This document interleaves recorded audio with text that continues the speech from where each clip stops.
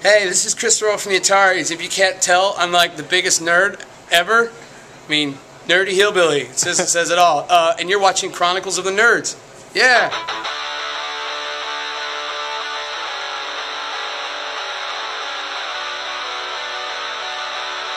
So, Mikey from Chronicles of the Nerds here with Kris Roe from the Ataris. How you doing? I think this is the most fitting named interview I've ever done. Chronicles of the Nerds. It's, you know, usually you do interviews and you're like, all right, like cool rock. This is spot on me right here. No, exactly. I mean, well, one of the things that I really just wanted to get down to was really why the name the Ataris. I mean, obviously it's a nerdy name. Obviously you're a nerdy guy, but what really made you go? I'm 34, so when I was really young, like 12, 13, I was really crazy about collecting Atari games. I would go to Goodwill and all those places and collect them and try to get every game. There's over 1,000, so I think at the highest point I had 600 or 700 games, and then they all burned up in a big house fire. But long story short, I needed a name for my band going out to make a demo, and I was on the way out to like a Kinko's, and my buddy, who was like the one friend with the car, he's like, "Hey man, I gotta go home. Mom's calling me to dinner. You know, if you want this ride to Kinko's, you gotta like think of a band name now so you can go make your cassette covers for your demo." I'm like, I don't know, dude. And I was like being a procrastinator guy like usual. He looked down at some of my Atari games, like, just call it the Ataris, because we were all big into like the Ramones and all the bands, you know, the Descendants, but they never had a the in front of their name technically. Yeah. Actually, on the first 7-inch they did, but they kind of dropped that. But you know, all those bands. So it fit. It was like, all right, cool. Yeah, it worked with because the early Ataris just sounded like kind of hyper fast, wannabe like Queers, Ramones, you know, Screeching Weasel kind of stuff, but with a bit more of like the Descendants and Jawbreaker influence too. So yeah, I don't know. And then we grew into something else a little bit more rooted in all those early wave of emo before it was bastardized. Like you know, I was always big into like Sunny Day and Mineral and of course Jawbreaker and Sam Lamb and all that stuff. It's kind of where this band was more coming from after we kind of moved out of the Midwest and got to the other coast. Because in the Midwest, all that really like hyper-fast Ramones influence stuff was so huge that it never really reached the West Coast. Because I think on the West Coast, people didn't get it like people did in the Midwest. But yeah. Anyway, but yeah.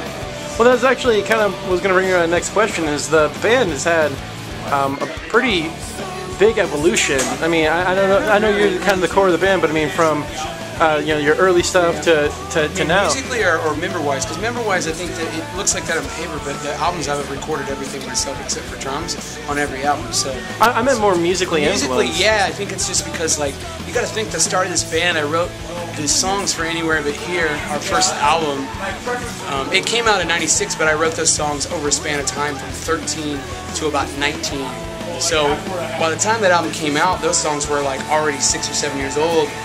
So yeah, there's always like a big gap before an album comes out. So like, for instance, So Long Astoria, I wrote those songs, that came out in '03. I wrote most of the songs from 2000 to 2003. So usually the public is a few years behind where I'm at in my life.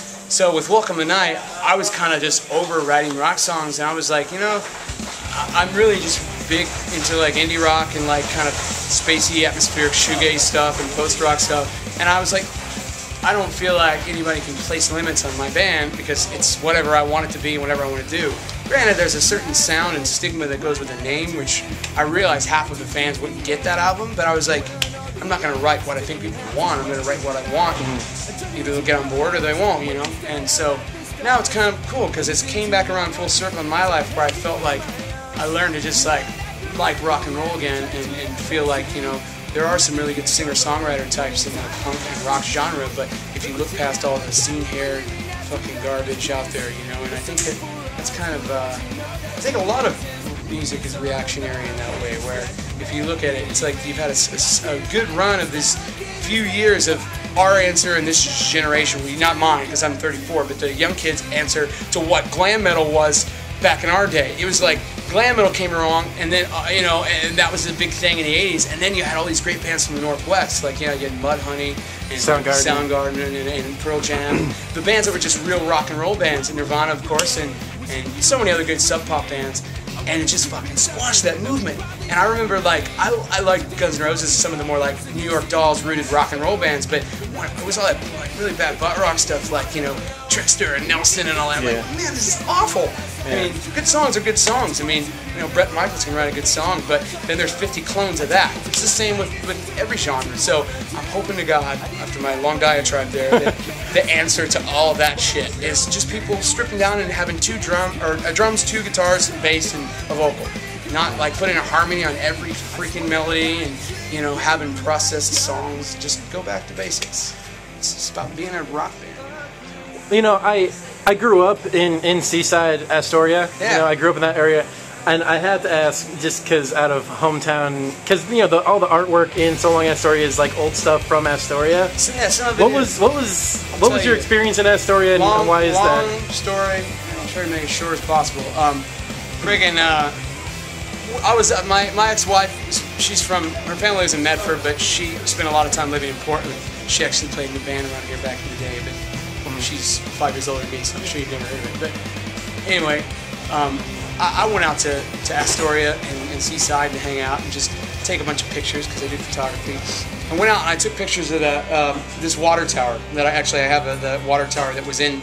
If you grew up there, you know it's no longer there. But the Astoria one. This one on my arm here. I'll show it to so people know what the hell I'm talking about. If I can get my sweaty shirt out. But yeah, I went out to take pictures out there, and I saw this water tower right there, and I was like, I really like that water tower. I like taking pictures of things that look like they've kind of seen their glory in another, you know, like 80 years ago or something. Like my town, for instance, where I grew up, it's like all these burned out factories and places that like their time is gone, and it's just like the sad beauty of things that are broken down. And so I don't know. I took a bunch of photos, and I was like, came time to like get the album art sorted, and I'm like, I'm gonna use that. The thing is I didn't take enough photos of that water tower to feel like I had something that was good enough for a cover. So I'm like, all right, I'm gonna drive 20 hours from Santa Barbara back up there straight and just take more photos. And so I did. This is about a month or 2 later, and I got up there at 5 in the morning, and I was just frazzled, man. And I looked at the same spot, and I'm like, where the hell is it? It's not here. I'm like, it's fucking weird. What's going on? And I like, you know, more double take. I'm like, I'm gonna get a room. I'm gonna sleep, I'm gonna wake up, it's gonna be there. So I was like, what the hell, like David Copperfield and Chris Angel came out with a mirror or something? Like, joke's on you, asshole. And sure enough, next day, still wasn't there, of course. And I went to the Historical Society, the newspaper, everybody, and they all told me the same shit. Oh, it was torn down within the last month. It's withstood fire, flood, all this crazy shit, and earthquake. You know, everything, and it never fell down, but they deemed it unsafe. It just happened to be, ironically, in that 1 month I wanted to take those photos. So I finally, on the last ditch effort, before I was about to drive 20 hours straight back home, I stopped this little photo lab in downtown Astoria, and this really nice old man, I was telling him a story, and I was like, dude, you know, I came here to take photos of it. You know, do you know anywhere I can get some photos of this tower? And he like cut me off, walks in the back, comes out with a roll of film. He goes, here, you can have it. Is this a whole roll of film? Whole roll of film of my stuff. I'm like, you serious? Like, I took pictures of the whole thing being torn down from start to finish. I'm like, I like hit the jackpot. I'm like, oh my god, that's cool. So, you know, it was like, dude, you want anything for us? Like, you mean you're gonna put my picture on a record? I'm like, yeah. He's like, just have it. I'm like, so I sent him a gold record when I went gold. He didn't even know. He just got something in the mail one day probably, and he saw it. It was a fucking gold record from our band.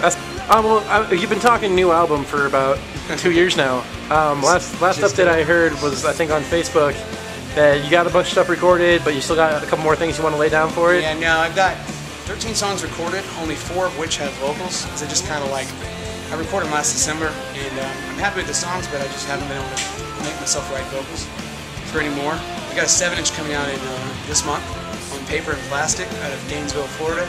2 brand new songs that will probably be at least one will be on the record. And I've written 10 more songs, so I'm like, well, the songs are improving, so I'm going to go and record those. So I'll have about 24 songs to choose from, and we'll make a record and get it out by next summer. I guess last question, this is one we always ask everybody we interview, just because our website's name is Chronicles of the Nerds.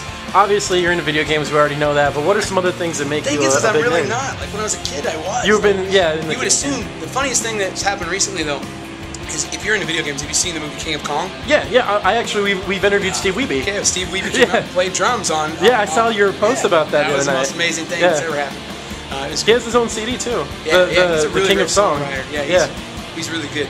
I swear by my MacBook every single day. I've got my iPhone, my MacBook, and my girlfriend calls it my other girlfriend because I'm literally on it for like 7 hours out of the day, either booking shows or doing something. So that, photography, it's like weird collections. I collect weird relics from like places I've gone. Like I found this book one time that's like this one guy, an artist out of New York, that collected like pieces of, basically like real pieces of pop culture, of meaning that like he had like a piece of the Space Shuttle Challenger that had blown up.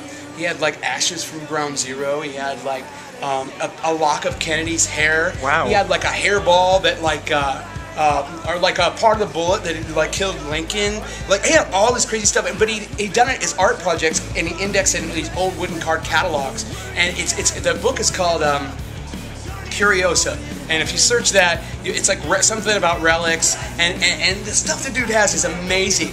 Like I was just like, wow. So I just started collecting weird things like that. Like I collect pieces of history and places I go. Like I have like old bits and pieces from castles and like, you know, tombs and graves, and I don't like break it off or anything, but I just want to collect my history and kind of like, and that's what the Song Astoria album, it was all about those kind of memories, and I put pretty much everything in that booklet has a little weird meaning. Like if I went through that booklet with somebody that knew those songs, I could tell them stories behind every little thing, because it's all there for a reason. I collect wheat pennies, the old hay pennies from the 60s back. I think they stopped them because somewhere in circulation there's one double die-cast Denver mint penny from the 40s that's worth like millions of dollars. Huh. Just to think that like you could forever, for all you know it, like be going to buy something to eat and you could have that penny one in your pocket yeah. worth $1 million. Weird shit's happened for all we know. But so yeah, I don't know. That's plenty of nerd stuff about me.